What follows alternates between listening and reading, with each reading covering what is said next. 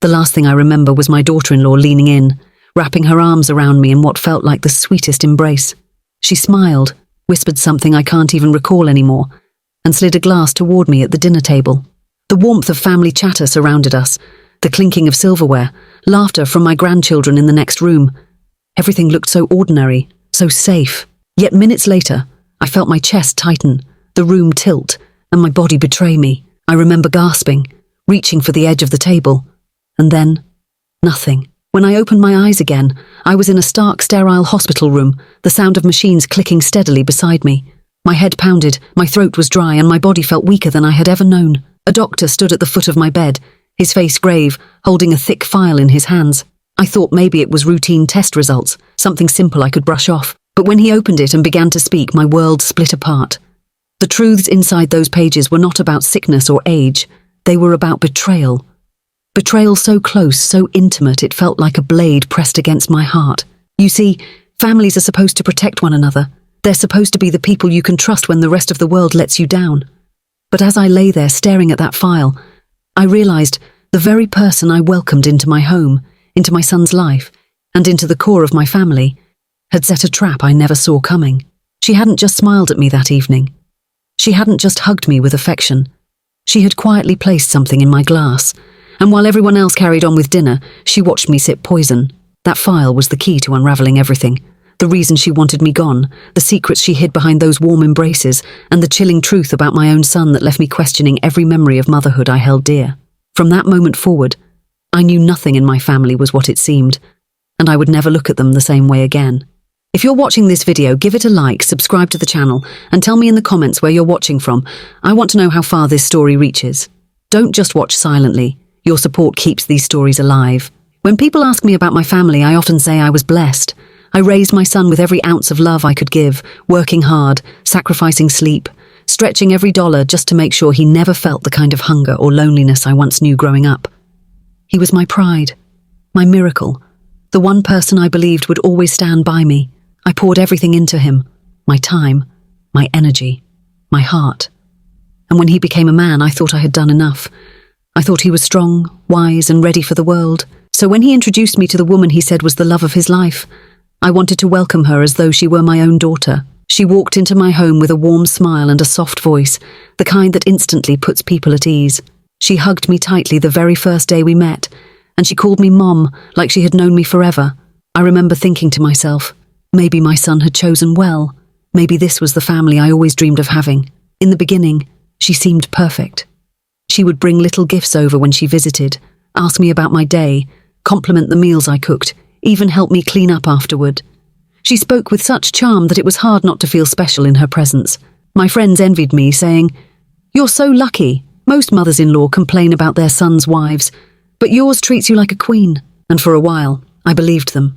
For a while, I ignored the small things, the things that didn't quite sit right. At first, it was in the way she'd word her compliments. She would praise me, but with an edge that cut deeper than her smile revealed.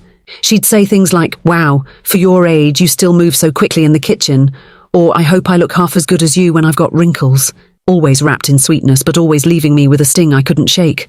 I told myself I was overthinking it, that she was young and maybe didn't know how her words landed. After all, she was polite in front of others. Who was I to judge? But slowly, those subtle remarks grew sharper. She began to step into spaces that had always been mine. If I cooked a dish my son loved, she would remake it the next week and brag that he liked hers better. If I suggested a family outing, she would counter with her own plans, steering my son toward her decisions. I started to notice how she always needed his attention, how she watched me whenever he laughed at one of my stories, how she'd cling to his arm as though reminding me that he belonged to her now. Possessiveness. That was the word for it. She masked it well, but it was there, an undercurrent of competition, as though my bond with my son threatened her. And my son, blind in his devotion, didn't see it. He adored her. He defended her every word, every action, as though she could do no wrong. I didn't want to be the mother who interfered, so I stayed quiet. I told myself that love makes people act strangely, that maybe she would soften with time. But deep inside, I felt an unease I couldn't explain. Something about her eyes when they lingered on me, the way her smile sometimes didn't reach them.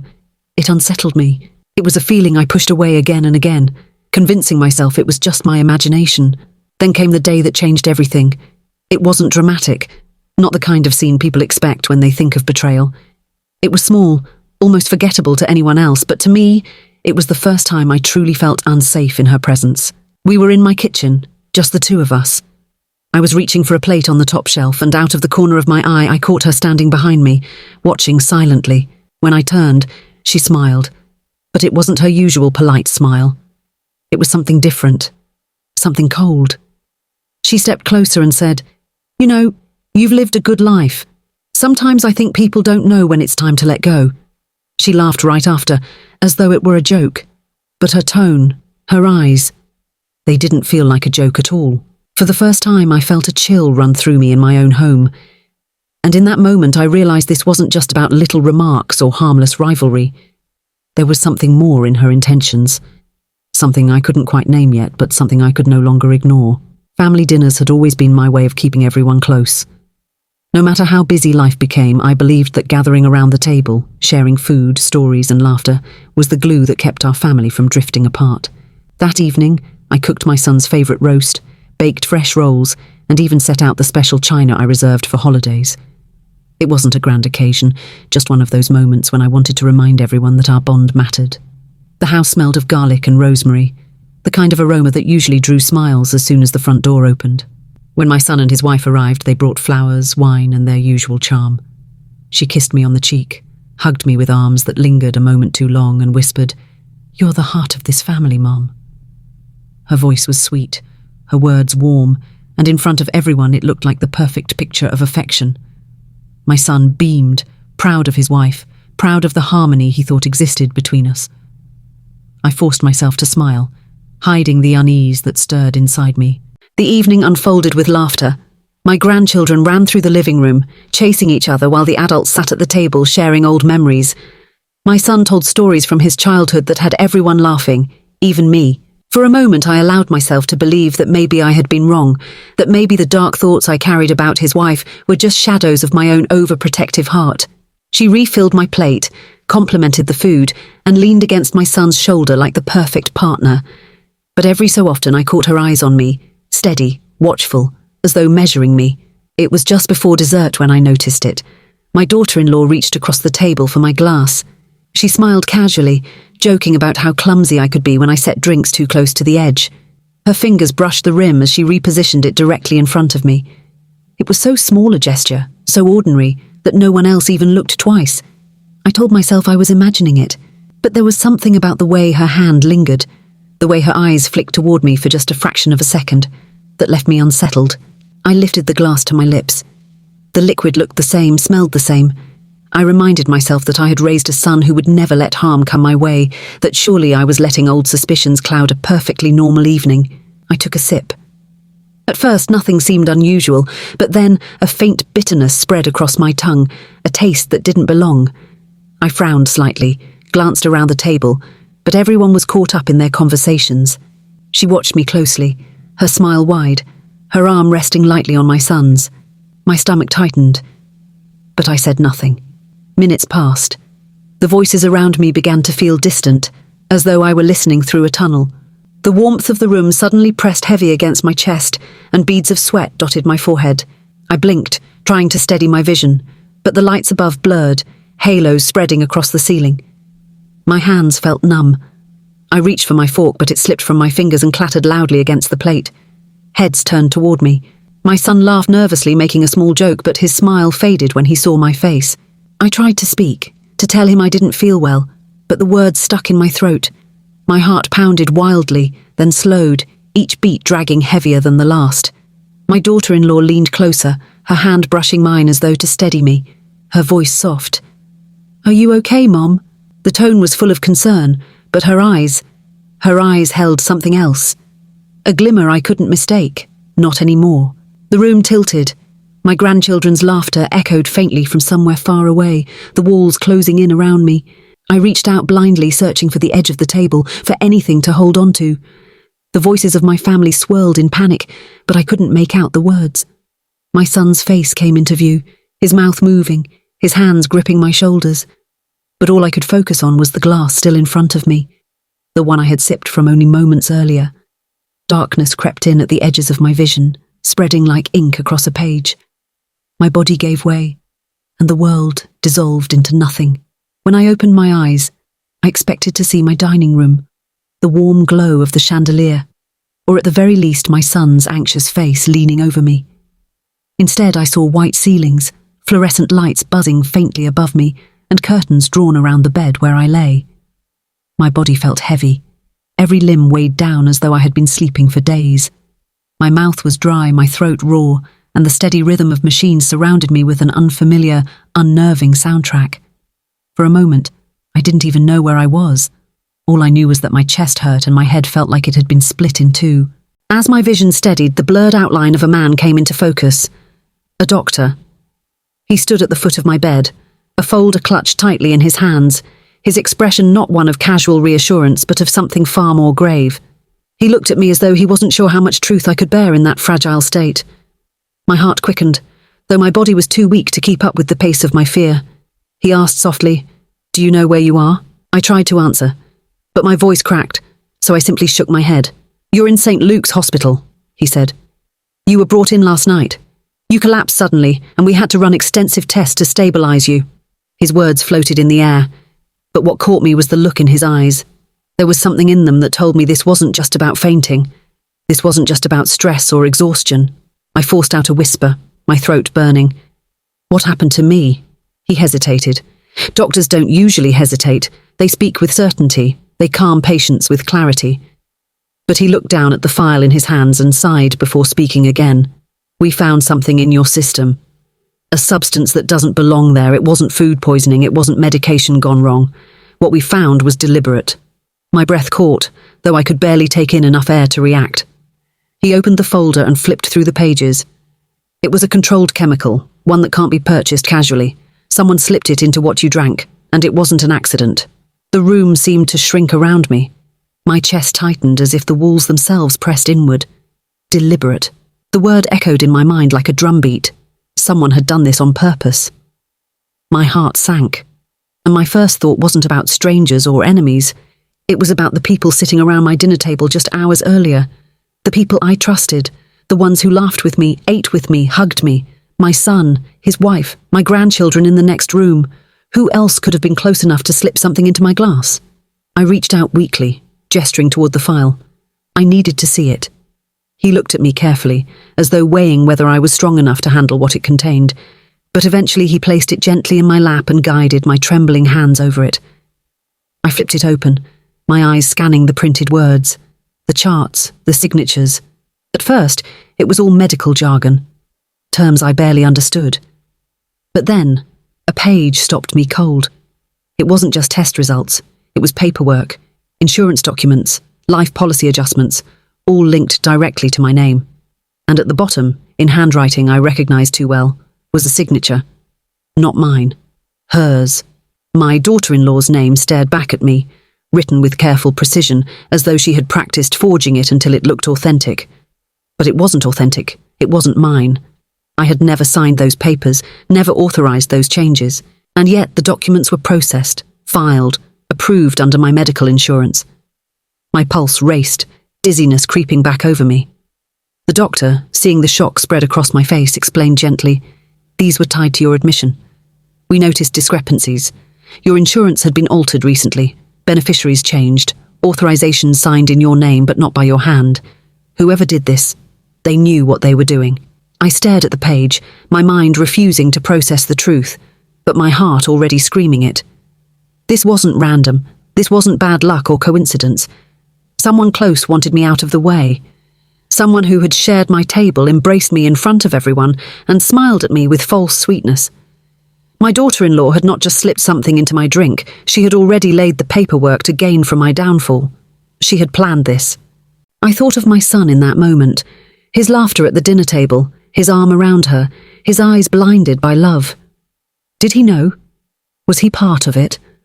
Or was he just another pawn in her carefully crafted game? The questions hit me like waves crashing against rock, each one heavier than the last.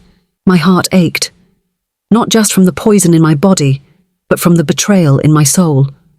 I wanted to believe my son was innocent, that he was unaware of the deceit happening right under his nose, but the evidence in front of me whispered otherwise. How could she have access to these documents without his knowledge? How could such changes be made without at least some cooperation?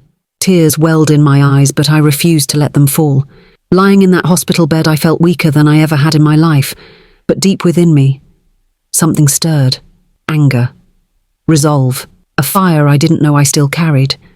If she thought slipping something into my drink would silence me, she underestimated me. If she thought a few forged documents would erase me, she didn't know the strength that comes from surviving years of hardship, years of sacrifice, years of building a life brick by brick. But even as that fire grew, a chilling thought crept in. Was this just about money? Or was it something darker, something far beyond policies and signatures? Because if she was capable of this, what else was she capable of? I clutched the file to my chest, my body trembling, my mind racing. The doctor asked gently if I wanted him to notify my son, but I shook my head. Not yet. I needed to think. I needed to plan. Trust had been shattered, and once shattered, it cannot be pieced together so easily. As I lay there, machines clicking softly in the background, I realized my life would never be the same again. The hug at the dinner table, the smile across from me, the glass she slid into my hand, they weren't gestures of love. They were moves in a game I hadn't realized I was playing.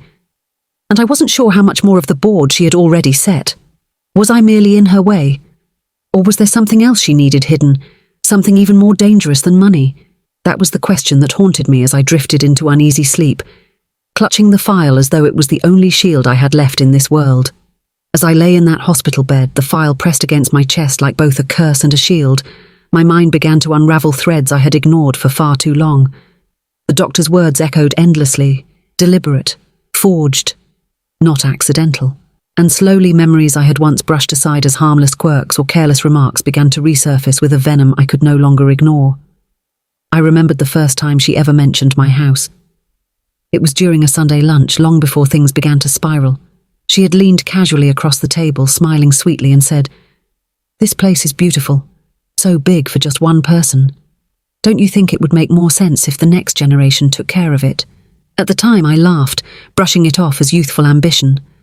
I thought she was simply admiring what I had worked hard for, but now her words cut differently. It wasn't admiration, it was calculation. Another memory crept in, one that stung sharper than the rest. Months ago, she had urged me to sign a stack of documents she claimed were routine updates. My son was there, nodding along, urging me not to worry. But my instincts told me otherwise. I had refused, saying I wanted to read them carefully. She smiled that day, but her eyes hardened for just a moment, the smile freezing on her lips like a mask that cracked when challenged. That look haunted me now, because the documents I had refused to sign bore a disturbing resemblance to the ones sitting in this file. And then there were the remarks, sharp little daggers dressed as jokes. I could still hear her voice one evening when she thought I had dozed off in the armchair. "Your mother is strong," she whispered to my son. "But sometimes I think she's too strong. She's living too long. We'll never really move forward until she finally lets go." My son had laughed nervously, trying to change the subject, but he hadn't corrected her. He hadn't defended me. And his silence that night felt heavier now than it ever had in that moment. He may not have poured the poison himself, but his silence gave her power. Each memory arrived like a wave, crashing harder than the one before. I remembered birthdays when she made me feel like a guest in my own home. I remembered the way she insisted on managing family finances, volunteering to handle bills and policies that were not hers to touch. She had slipped into my life like a shadow, covering every corner, and I had been too eager to welcome her, too blinded by my desire to see my son happy. I told myself she was strong-willed, independent, ambitious. But ambition without conscience is a hunger that devours everything in its path. And yet the worst betrayal wasn't hers. It was his, my son. The boy I had raised with my own two hands, the man whose first steps I had guided, whose mistakes I had forgiven, whose dreams I had encouraged. He stood by her side while she chipped away at me piece by piece. He nodded along when she called me old-fashioned. He turned away when she dismissed my concerns. He allowed her to push papers in front of me, to mock my caution, to belittle the very sacrifices I had made for him. And though he may not have held the glass that carried the poison, his blind devotion made him her accomplice. Lying in that sterile room, the betrayal gnawed at me like a slow, unrelenting fire. How many times had he chosen her voice over mine? How many times had he let her words drown mine in silence? Had I lost him completely? Or was he simply too weak to see through her schemes? The thought made my heart ache in a way no doctor could mend. Love for a child doesn't disappear overnight, but trust does. And trust, once shattered, turns into something sharp enough to cut you from the inside. I thought of the family property, the land I had sworn would stay in our name. She had always shown interest, asking questions that seemed harmless. Who would inherit it? Was it already written down? Did I have a will? At the time, I believed she was being practical, curious. Now I realized she had been plotting, carefully weaving a future that excluded me entirely.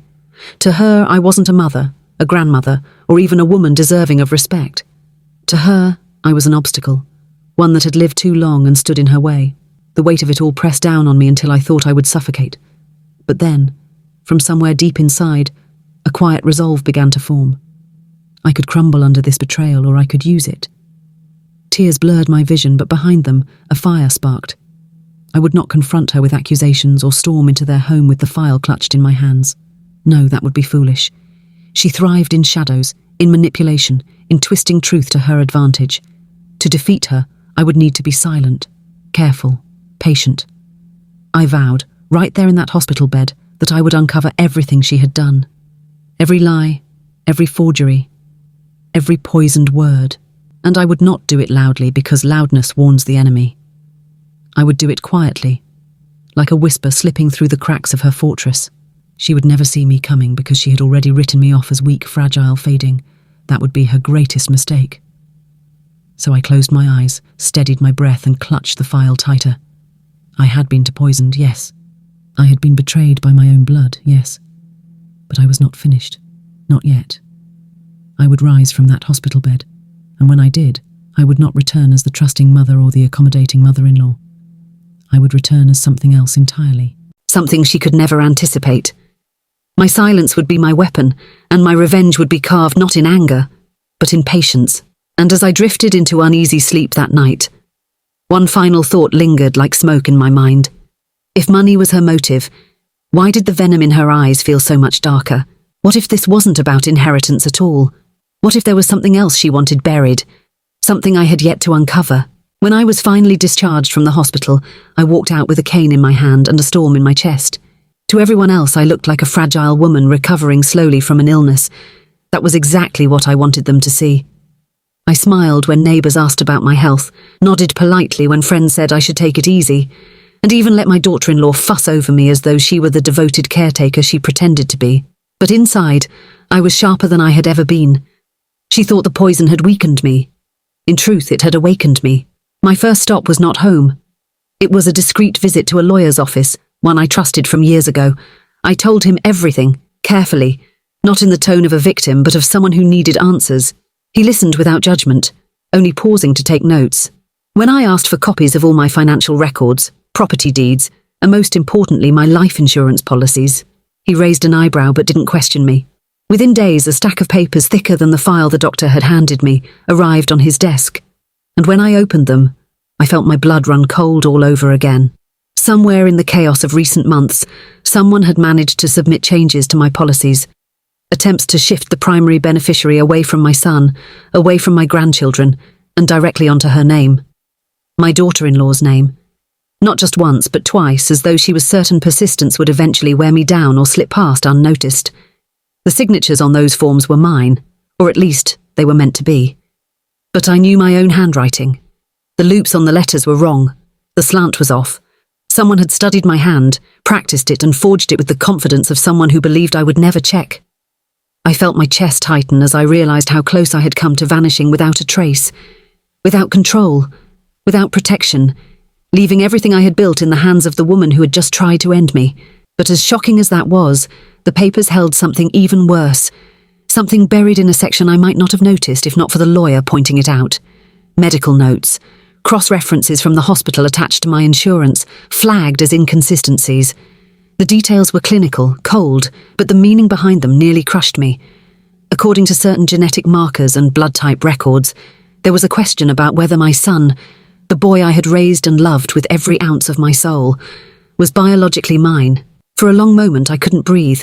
The room blurred, the lawyer's voice faded, and all I could hear was the rushing in my ears. I had given birth to him. I remembered the pain of labour, the weight of his tiny body placed in my arms. I remembered watching him grow, every fever, every scraped knee, every first word. And now, a file told me there was a possibility he wasn't mine at all. How could that be? Had the hospital made a mistake decades ago? Or was this some deeper deception, tied to the very woman who had married him? My mind spun in every direction, searching for answers that only raised more questions. The betrayal cut deeper than anything I had felt before. It was no longer just about forged signatures or poisoned drinks. It was about identity, about blood, about the sacred bond between a mother and her child. If she had uncovered something about his paternity, had she used it to manipulate him? Was this why he defended her so blindly? Why he seemed so easily swayed by her voice over mine? Or was he too a victim of her games, never realizing the truth of his own origin? The weight of it all pressed down on me, threatening to crush me entirely.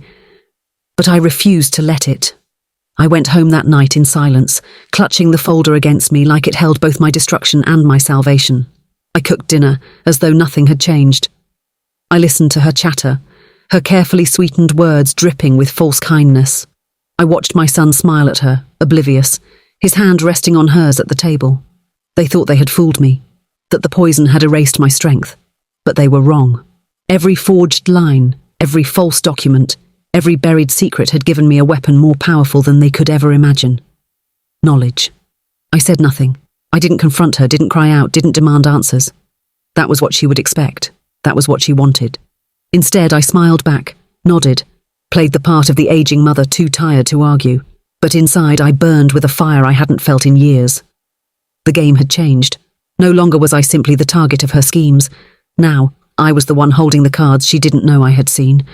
And though my heart ached at the thought that my son might not be mine by blood, he was still mine in every way that mattered.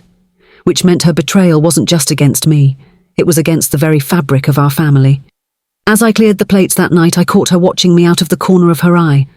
Her smile was faint, but her gaze was sharp, assessing, as though she was searching for cracks in my armor. I gave her none. I hummed softly to myself, stacked the dishes, and moved slowly as though my body was still recovering. Let her believe that. Let her think I was fading. Because when the truth finally came crashing down on her, it wouldn't be with shouting or fists. It would be with silence, precision, and justice she never saw coming. I went to bed that night with the file under my pillow, my heart torn between grief and rage.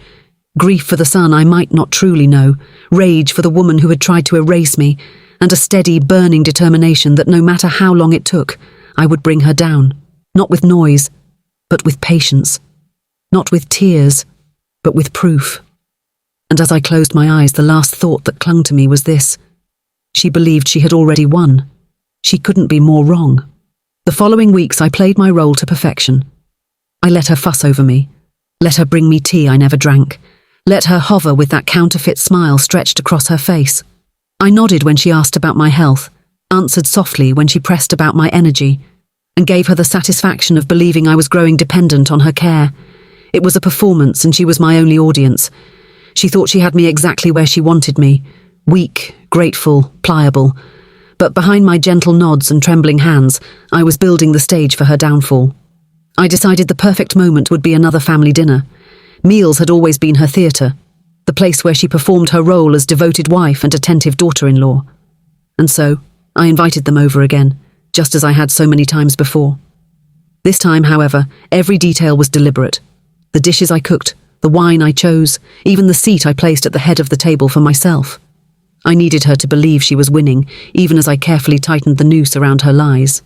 That evening, as we sat down, I played the part of the fragile hostess, thanking her far too often for carrying the heavy platters, letting her fuss over the serving spoons. I laughed lightly at her jokes, let my son believe everything was back to normal, and sprinkled the conversation with just enough warmth to lull her into comfort. And when the moment was right, when her guard was fully down, I dropped the seed I had prepared. I looked across the table, my voice soft, almost hesitant, and said, "You know, after everything that's happened, I've been thinking about revising my will. It only seems fair to make sure the next generation is properly taken care of." I said it as though it were an afterthought, a weary old woman finally conceding to the inevitable. And in that instant, I watched her eyes light up. Not with compassion, not with concern, but with hunger.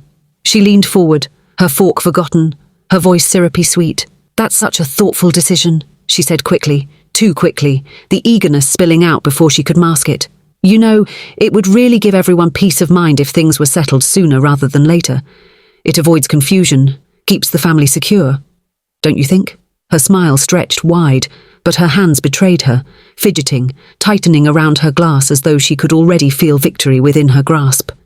My son nodded along, oblivious, lost in the illusion she wove around him. But I saw it. I saw the way her mask slipped, just for a breath, revealing the sharpness beneath. She pressed further, casually asking, "Have you already spoken to your lawyer?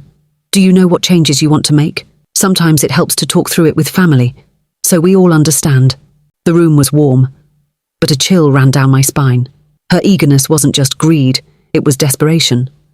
I let the silence hang just long enough to make her shift uncomfortably. Then I smiled faintly and reached for my glass. I raised it, my hand trembling ever so slightly, as though the effort of holding it was heavy for me. "To family," I said softly, my eyes fixed on hers. She lifted her own glass eagerly, clinking it against mine with a grin too wide, too rehearsed. I brought the drink to my lips, paused, and set it down without taking a sip. She didn't notice. She was too busy basking in what she thought was her triumph. What she didn't know was that every word, every inflection of her voice, every greedy glance she cast across the table was being captured. I had hidden a small recorder beneath the folded napkins by my plate, its tiny light hidden under the lace. Her eagerness, her probing, her slip of control, it was all there, preserved in her own voice, undeniable. Proof that her concern for me was nothing more than a mask stretched over her ambition. As the dinner carried on, I watched her carefully. Each time she pressed for details, each time she asked if I had considered this or that, each time she tried to corner me into revealing more, I gave her only vague answers. I played the part of the forgetful woman, the weary mother, the one who was simply too tired to argue anymore. I let her believe she was pulling me closer to her side, even as she walked straight into the trap I had laid. At one point she reached across the table, her hand covering mine, her eyes wide with feigned sincerity. "You've done so much for this family," she said softly, almost reverently. "It's time we take care of you. Make sure you don't have to worry about anything." My son smiled at her words, touched, believing them, but I knew better. Her care was nothing but chains disguised as kindness, and she was tightening them around me with every word. By the time dessert was served, her mask had cracked wide open. Her eagerness bled through every sentence, her hunger barely concealed beneath the sugary phrases. I smiled through it all, nodding gently, my face calm while my heart pounded with fury and satisfaction. Because I knew what she didn't, that the very performance she thought was winning me over had already sealed her fate. When the night ended, I hugged them both at the door, the same way she had once hugged me before slipping poison into my drink. But this time it was different. This time I held the poison, her own words, her own greed, her own cracks in the mask. And as I watched them walk away, my son's arm around her shoulders, I whispered to myself, "Patience." Because the storm she had started was about to turn, and when it did, she would never see it coming. When the dinner ended that night, and the door shut behind them, I finally allowed myself to exhale. My hands trembled, not from weakness, but from the surge of adrenaline still coursing through me. She had given me everything I needed without even realizing it. Her greed had spoken louder than any confession, and her mask had slipped just enough to reveal the face beneath. All that remained was to gather the pieces and deliver them where they could not be ignored. The following morning I walked into my lawyer's office with a quiet determination. I carried the hospital file tucked under my arm, the financial documents folded neatly in my purse, and the small recorder in my coat pocket. He greeted me kindly, offering me a seat, but when I laid everything out on his desk, his expression shifted. He leaned forward, studying each page, listening to the recording twice, the weight of the evidence sinking in, and when he looked up at me, his eyes were steady. "You understand," he said carefully, "that if we move forward, there will be no turning back." I nodded without hesitation. There was nothing left to turn back to. My family had already been shattered. All I had left now was the truth and the power to use it. I did not storm into my son's home. I did not shout, accuse, or demand. That would have only fed her narrative, allowed her to twist the story as she always did. Instead, I moved silently, methodically. With my lawyer's guidance, I began to dismantle the very foundation she had tried to steal. The first step was my will. Every asset I had, the house, the land, the savings I had built over decades, I placed into a trust, locked tightly and solely for my grandchildren. Not a cent, not a stone, not a single thread of my legacy would touch her hands. She had tried to poison me for gain, but instead she would live to watch everything bypass her entirely. Next, I severed every financial tie that bound me to them. Bank accounts she had once hovered over, investments she had tried to influence, even the smallest joint accounts linked for household convenience. I shut them all down. I moved my money, consolidated my holdings, and stripped away any thread she could use to weave herself deeper into my affairs. Where she had once stood with a pen ready to forge my name, she now found locked doors and iron walls, and she had no idea it was happening. But the most devastating strike was yet to come. My lawyer filed the evidence of forgery, the altered insurance documents, and the suspicious attempts to change my beneficiaries with the proper authorities. Investigations move slowly, but they move surely. And once the process began, it could not be stopped. Piece by piece, the facade she had built began to crumble. What she thought were clever manipulations were now criminal acts under scrutiny, her signature tricks turning into chains she could not escape. I remained silent. I continued to play the role she expected of me. I smiled when she visited, listened when she spoke, even let her believe I was closer than ever to finalizing the changes to my will. She had no idea that the walls were closing in on her, that her own greed had betrayed her more thoroughly than I ever could. She still poured me tea I never drank, still hovered as though I were fragile. But in truth, I was stronger than she had ever known, and she was the one standing on shaky ground. He listened without interrupting, his breathing ragged, his voice caught in his throat. And then, when I reached the heart of it, the hospital file, the note tucked away in the margins, I could feel his world tilt. The words left my mouth like stones, heavy, irreversible. There had been a question, buried in his medical record, about a possible mix-up at birth, a shadow of doubt over whether he was biologically mine, a mistake, perhaps an error, perhaps a truth, that had lingered all these years, hidden until I stumbled upon it. The silence on the other end of the line was unbearable. For a long while, he said nothing. Then, finally, I heard him choke back a sob. His voice cracked as he whispered, "So, she knew, didn't she? That's why she married me. Not for love, not for a life together. She knew, and she used me." The pain in his voice pierced me deeper than any betrayal I had endured myself. My heart broke all over again, not just for me, but for him. My son, my boy, trapped in a life built on lies he never chose. I closed my eyes and held the phone close. "Blood doesn't make a son," I told him softly. "Love does. And no piece of paper, no note in a file, no secret whispered in the dark can erase the years we lived together, the bond we shared. You are mine. Always mine. Whether the world says so or not." My words trembled. But I meant everyone, because even in the shadow of uncertainty, the truth of my love was unshakable. I heard him weep then, openly, without shame. He confessed his regret, his blindness, his guilt for choosing her over me, for defending her when he should have protected me. He admitted he had felt her motives sometimes, like a cold wind brushing the back of his neck. But he ignored them, because facing them meant facing the possibility that everything in his life was built on fraud. And now, with the curtain torn down, he saw it all for what it truly was. He had been deceived, manipulated not only by her hands, but by the secrets that circled his very birth. I let him cry. I did not rush him, did not interrupt. I only listened, because I knew this was not just his breaking, it was also his beginning. The moment a man's illusions shatter, he has two choices: remain broken, or rebuild from the ashes. And as his voice steadied, as his words slowed, I knew he was choosing to rebuild. He whispered, "Mum, I don't care what that file says. You raised me. You gave me everything. You are my mother. And she took everything from me, but she won't take you." Those words, raw and trembling, were the balm my soul had needed for years. They were the confirmation that no matter the betrayal, no matter the lies, I had not lost him completely. When the call ended, I set the phone down and let out a long breath I hadn't realized I was holding. For the first time in what felt like forever, I felt the weight lift from my chest. I had carried secrets that threatened to bury me, but now they were no longer mine alone. The truth had been spoken. The bond between us, though bruised and scarred, had been reforged in fire. I was no longer the silent victim in the shadows. I was a woman who had endured, who had fought in silence, who had survived betrayal so deep it could have destroyed me. But it did not. And as I sat in that quiet room, the night pressing against the windows, I realized something important. Dignity is not given by others. It cannot be stolen by lies, by betrayal, by poisoned cups or forged papers. Dignity is claimed. And that night, I reclaimed mine. I was no longer afraid of what had been done to me, no longer bound by the treachery of others. I was strong, unbroken, and wholly myself. And in that strength I found a strange, quiet kind of victory. When the dust finally settled, I found myself standing at my own front door, the same threshold where so much had begun.